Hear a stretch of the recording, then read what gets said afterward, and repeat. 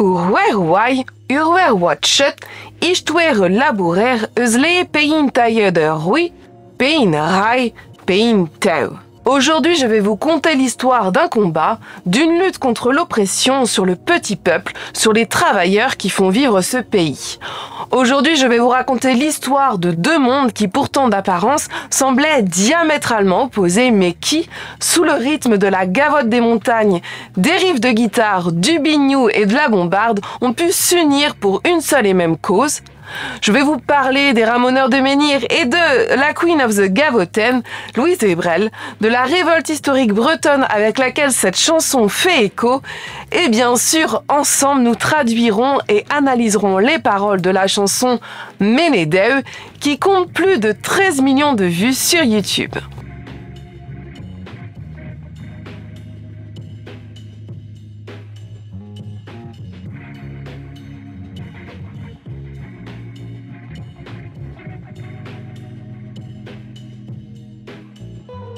Deux jours d'Orwell et bienvenue dans cette nouvelle vidéo où je vais vous conter l'histoire d'une chanson bretonne ayant eu beaucoup de succès.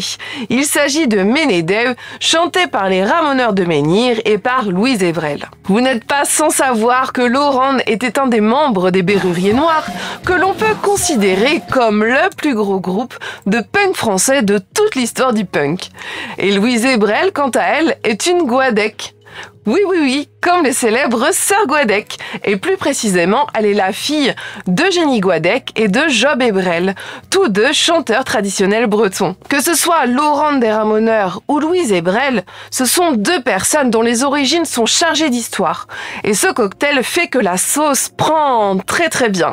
Et pas qu'un peu en créant un savoureux mélange entre la gavotte et le punk. Louise Ebrel est née en 1932 dans les Côtes d'Armor et elle est élevée uniquement en breton jusqu'à son entrée à l'école à l'âge de 6 ans. Pourtant baignée dans les chants traditionnels bretons, elle n'en fait pas son métier et se consacre à sa famille et à son travail dans la restauration. Et ce n'est pas n'importe qui viendra la chercher, notre Louise, car ce n'est que lorsque Dénès Prigent lui demanda de se produire avec lui qu'elle accepta de participer à des festenoz et à partir de ce moment-là, plus personne ne pouvait l'arrêter. Louise s'offre une deuxième vie à sa retraite où elle chantera tant qu'elle le pourra. En 2006, Lorand, lui, est invité par Éric Gors et par Jean-Pierre Beauvais pour jouer sur un CD de musique traditionnelle de la Veine. Et ça fonctionne tellement bien que c'est un peu comme le coup de foudre musical.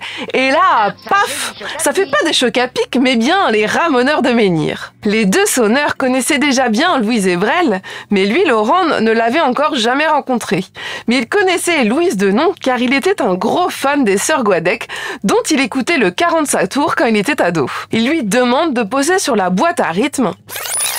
Il lui demande de poser sa voix sur la boîte à rythme et là, exploit, Lorand n'en revient pas lui-même, elle le fait avec une facilité déconcertante, la magie opère et Louise Ebrel sera désormais régulièrement invitée sur les disques et à se produire avec les Ramoneurs de Menhir. Le groupe se forme en 2006 du couple biniou-bombarde Richard Bévillon et Éric Gors, évidemment de Lorand à la guitare, de Maurice Joanneau à l'époque et pour la chanson qui nous intéresse dans cette vidéo, de Louise Ebrel qui était bien sûr invitée. Je ne dois pas être la seule à m'être plusieurs fois posé la question sur la signification de ce nom de groupe, les Ramoneurs de Menhir. L'idée est qu'en ramonant un menhir, on réactiverait l'esprit de ces pierres et donc de la féerie, avec tous les petits êtres qui sont censés vivre dessous.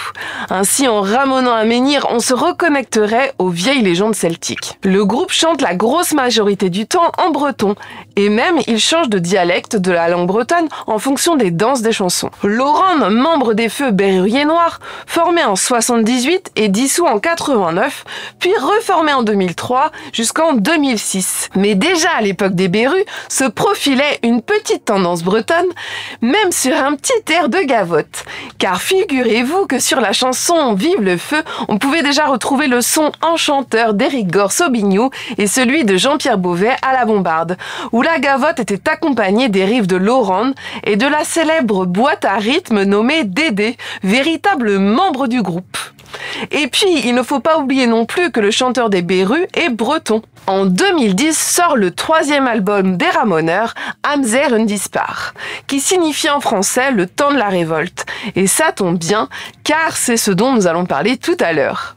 Dans cet album, on retrouve la chanson Menedeu, qui est une gavotte des montagnes, sur un ton double. Pour votre culture personnelle, la gavotte des montagnes est une danse traditionnelle bretonne de Centre-Bretagne. Si cette combinaison gagnante marche autant, c'est en partie car la même énergie se dégage lors des Feestenons que pendant les concerts de punk. Ces deux mondes, celui de Louise Hébrel et donc de la musique traditionnelle bretonne, et celui de ces vieux punks des Ramoneurs de Menhir, s'allient pour dénoncer la pensée jacobine, le pouvoir central de Paris, la colonisation dont a été victime la Bretagne, ainsi que l'oppression qu'exerce la bourgeoisie parisienne sur le peuple breton. Comme par exemple ça a pu être le cas en 1932, que ce soit à cause des fermages trop chers où le paysan breton ne peut pas manger à sa faim et où une véritable famine affame le pays. Et si on remonte encore un peu plus dans le temps, en 1670, où l'on taxe toujours plus les Bretons déjà très précaires. Le peuple ne s'en sort plus, les riches sont toujours plus riches et ils s'enrichissent sur le dos du fermier qui nourrit le pays de par ses cultures, qu'il vend à très bas prix, mais peine à nourrir sa famille.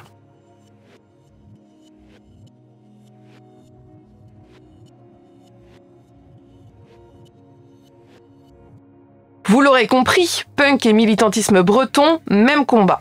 Mais d'où vient cet esprit d'insoumission commun?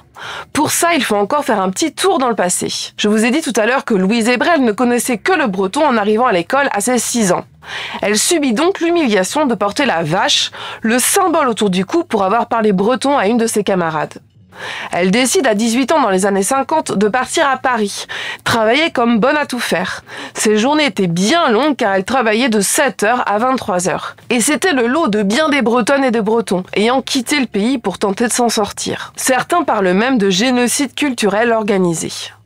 Mais le mal du pays se faisait trop ressentir pour Louise. Et elle rentrera donc en Bretagne après 8 mois dans la ville lumière, pourtant bien sombre pour elle. Ces expériences pendant lesquelles Louise se sera certainement sentie opprimée, dévalorisée, créeront en elle un sentiment de révolte, qui est l'essence même des Ramoneurs de Menhir. Militants, protecteurs de la nature, antifascistes, antisexistes, anti-homophobes, ils défendent les ZAD, les réfugiés, les sans-papiers, ils soutiennent la langue et la culture bretonne.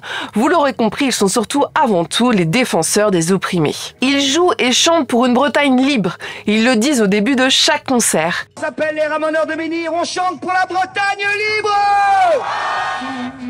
Et pas besoin de chercher de midi à 14h, c'est peut-être tout simplement pour cette raison que le duo Hébrel-Ramoneur fonctionne si bien. Et si on regarde un peu plus près les paroles, nous pouvons peut-être lire entre les lignes et y voir des allusions à une révolte bien connue en Bretagne, puisqu'il s'agit de la révolte des bonnets rouges. Pour financer ses guerres et son train de vie de roi, Louis XIV a toujours besoin de plus d'argent. La guerre contre la Hollande déclarée par la France risque de s'éterniser. Et le problème, c'est que la guerre, ça coûte des sous. Le roi Soleil décide donc d'augmenter les impôts royaux déjà existants et de créer des nouveaux impôts, comme par exemple en 1674, celui sur le papier timbré. Et c'est pour cela qu'on appelle aussi cette révolte la révolte du papier timbré. Mais aussi sur la possession et l'utilisation de la vaisselle en étain, ainsi que sur la vente de tabac. Et alors là, c'en est trop pour les Bretons qui pourtant bénéficiaient tout de même depuis 1532, qui est la date de quoi? Je vais faire appel au public. D'accord, public à votre télécommande s'il vous plaît. 1532, c'est la date où la Bretagne ne sera plus indépendante. Et depuis cette date, donc, la Bretagne bénéficiait d'un statut particulier par rapport aux autres régions de France. Et normalement, les impôts devaient y être moins élevés qu'ailleurs. Alors comme ça, le roi veut taxer toujours plus le peuple.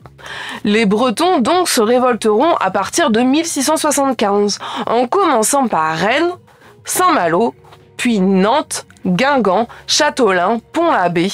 Des révoltes éclateront un peu partout en Bretagne. Et la répression contre le peuple breton sera violente.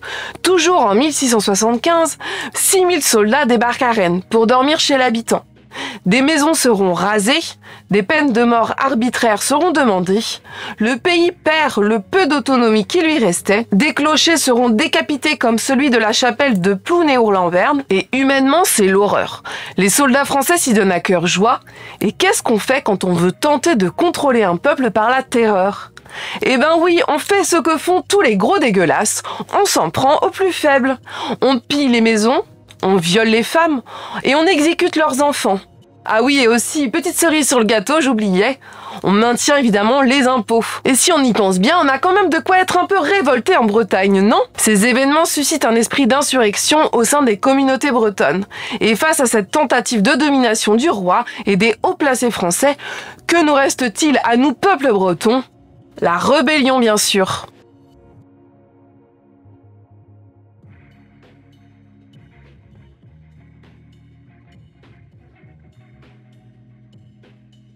Nous avons déjà survolé les thèmes principaux de ce chant qui prône la révolte face à une oppression toujours plus virulente des plus riches sur les plus pauvres.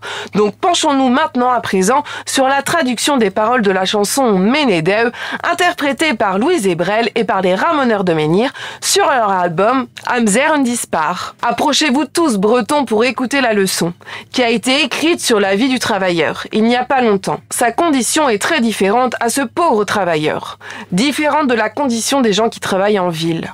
Le travailleur doit payer chaque instant. Payer des taxes au roi tous les 3 ou 4 ans.